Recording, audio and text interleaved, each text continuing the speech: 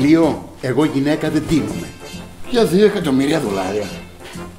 Θα ντυθείς και θα πεις και ένα τραγούδι. Το θέμα είναι ποιο φορεματάκι θα βάλεις. Λίο, πρόσεχε κανά.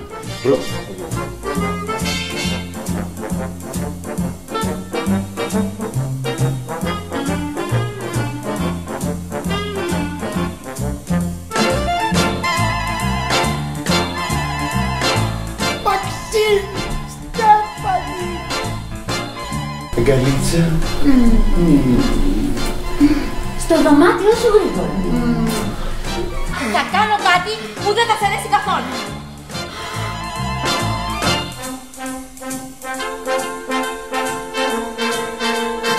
Μαντέψτε, μαντέψτε! Γεια σου, Όντρεϊ! Πώς ήταν η πρώτη σου μέρα? Μια χαρά μπας. Σε ευχαριστώ. Είσαι θεά με τα πατίνια. Ταιριάζουν τόσο πολύ με τα μάτια σου. Με μάτιασε! Ηρέμησε και πες τα όλα στο γιατρό. Τι κάνετε εκεί, γιατρέ, γιατί το Τίποτα, αλλά έπαιζε συνέχεια. Τα ρώτα!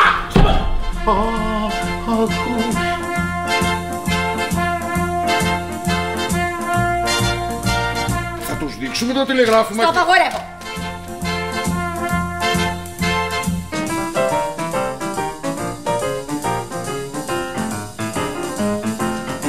Πρέπει να φύγω. Όχι ακόμα, σε παρακαλώ. Θέλω τη Μαξίν.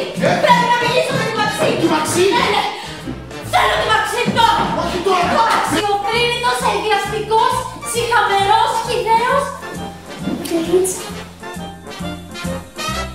Αν το φανταζόμουν πως είναι τόσο δυνατός και μιλήσει στο σπαθιά μου, δεν μπορούσα να τον έπαιρνε ο διάβολος να τον προκαλέσω. Καταφέρω να σκεπαστεί. Είσαι νοικιάσει, άνθρωπε μου, σαν τον υφάλο βγαίνεις.